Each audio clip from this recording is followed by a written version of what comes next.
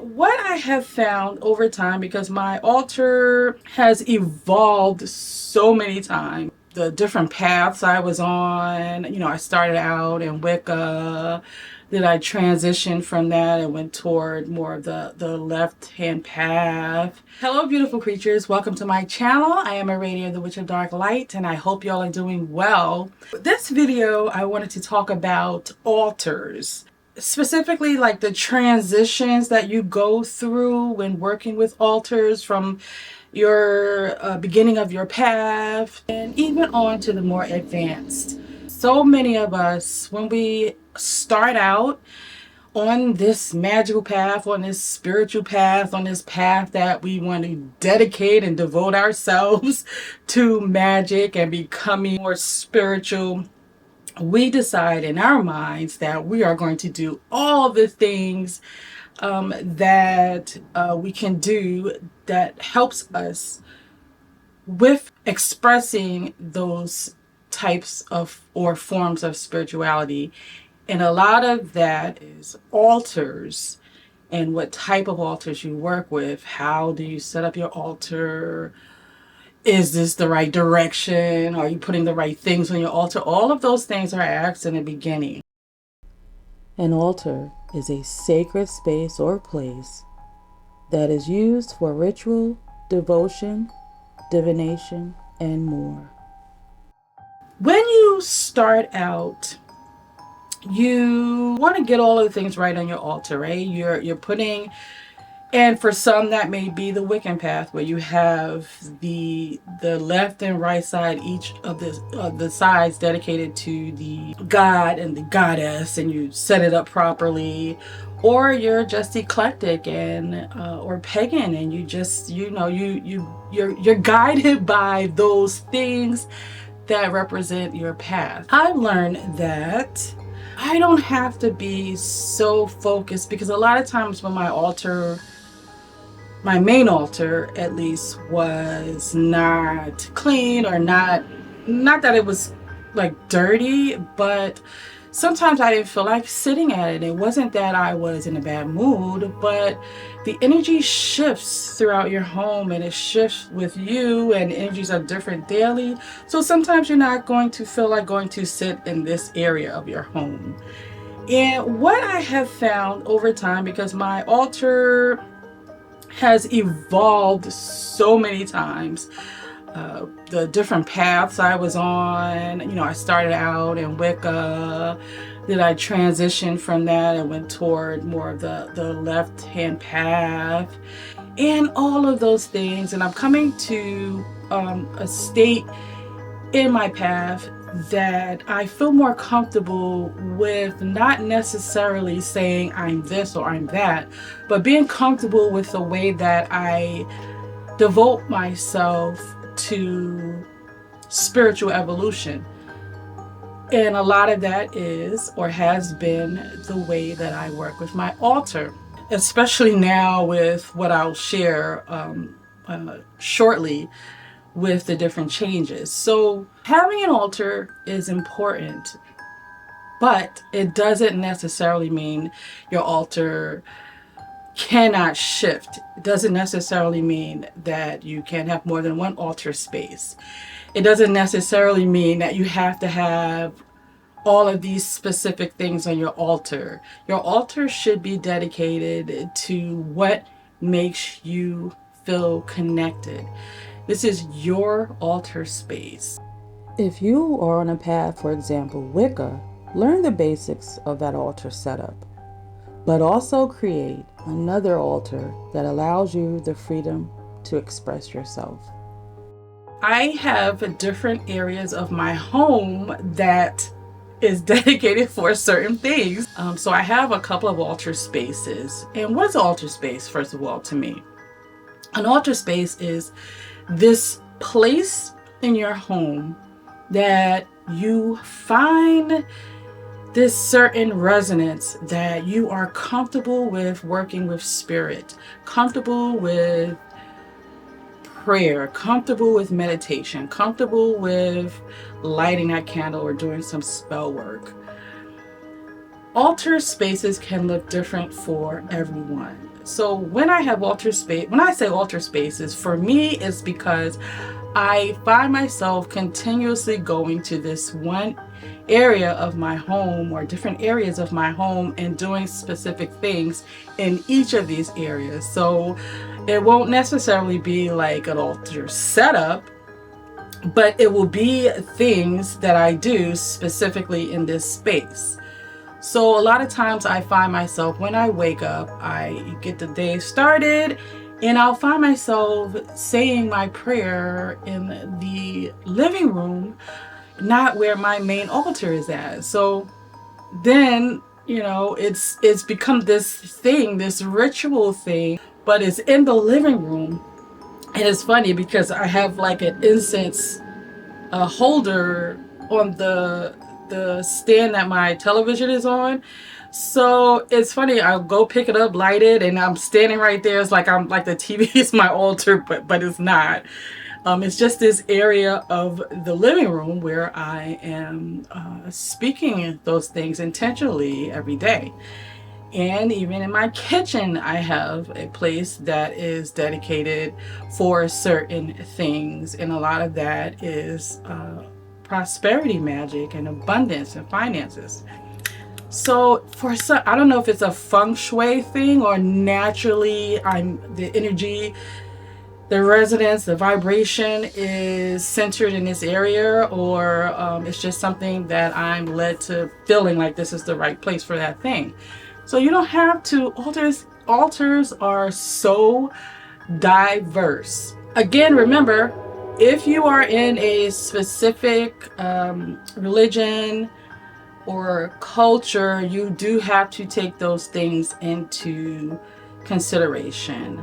My main altar is what I am drawn to, what my devotions are, how I want to connect with my higher self, how I want to connect with the things that I love.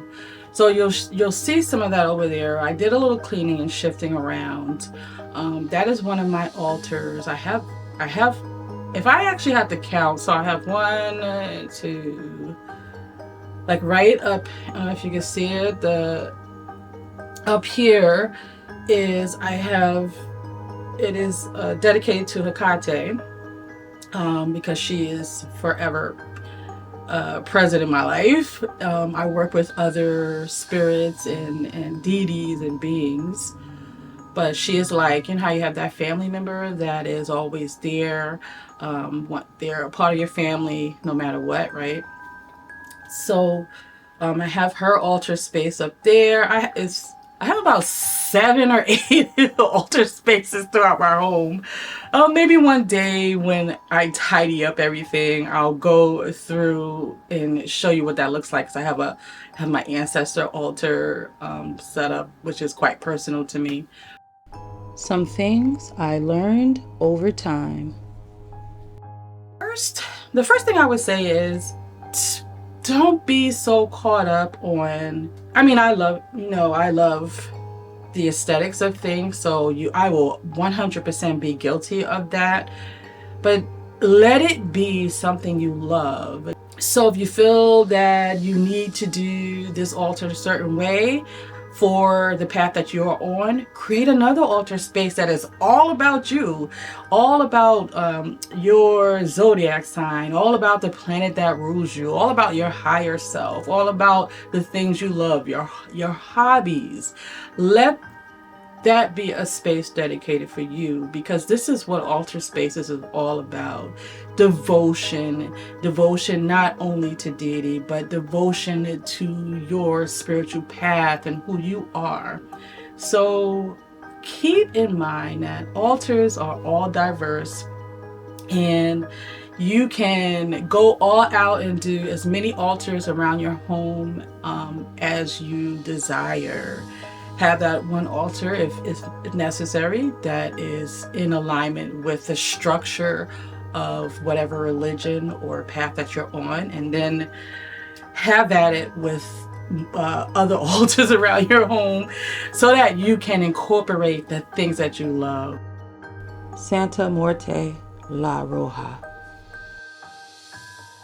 So I just started. That'll be more videos to come. Santa Morte, she has been getting my attention, so many signs and symbols for months now, and it has been confirmed. Even still, I don't know what it is. I guess, all the gatekeeping that people do makes you draw back. I can no longer do that, so I went over today and took care of some shifts and different things on my altar, and I'll share that with you in a moment. But what happened was last night, I'm laying in bed, and the whole time since I put this picture up, it has been in that spot and has not moved. Nothing has interfered with that picture. And this picture is of a skull that I painted. And I don't know if you ever saw it. It was like over here. But I'm laying in bed last night, watching TV, and all of a sudden I hear some noise and a big boom, and the picture just falls off the wall. And I look at it, and because it's a skull, I was like, okay, skulls have been standing out to me, and that's something that I love regardless. But because I knew that she potentially was trying to make herself known to me, it's just a lot of things that led up to here. And then I had someone did some divination for me, and it was confirmed in that.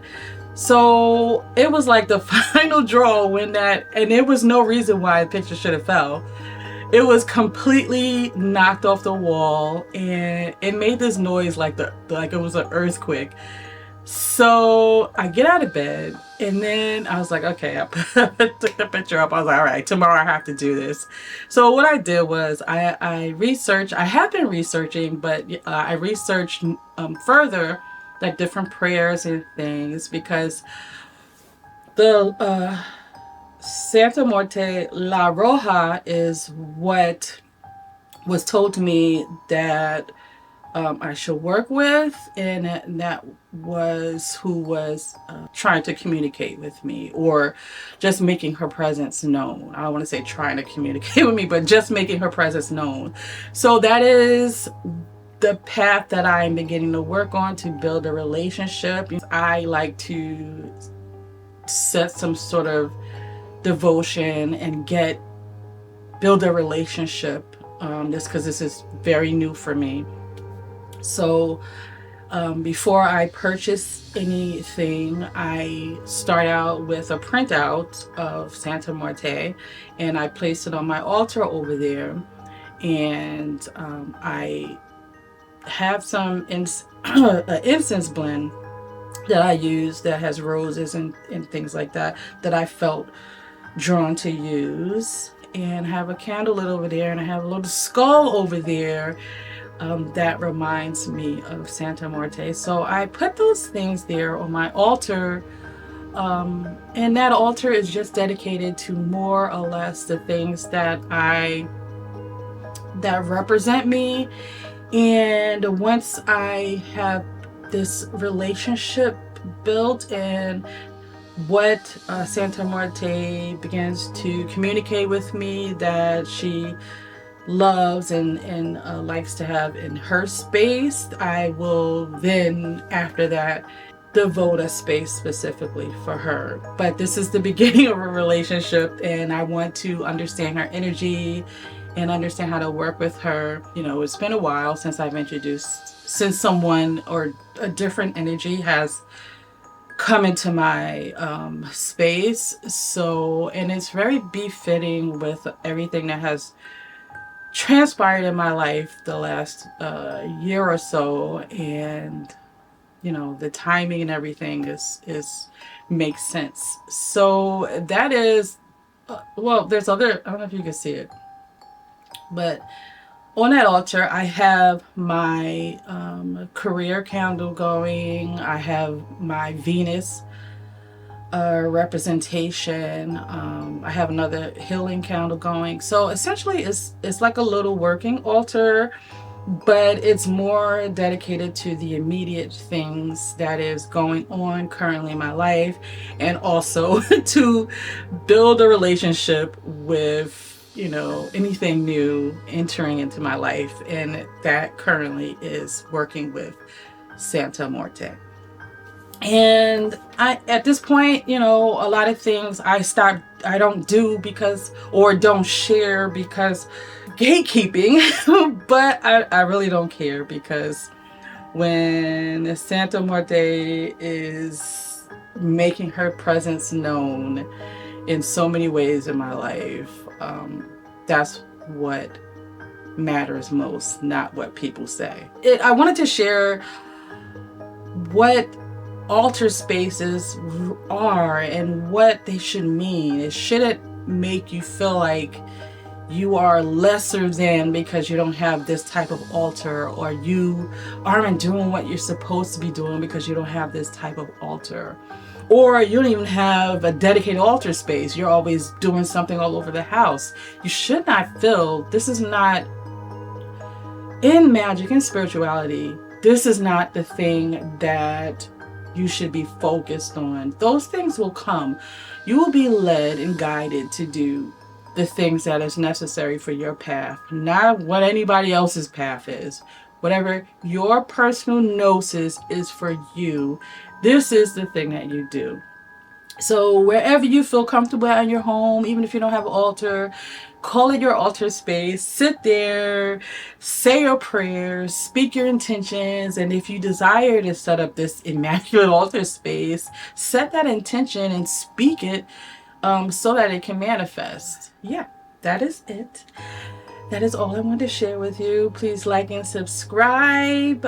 It helps me so much, and I appreciate you all that are here. Until the next video, I love you all, and into the shadows.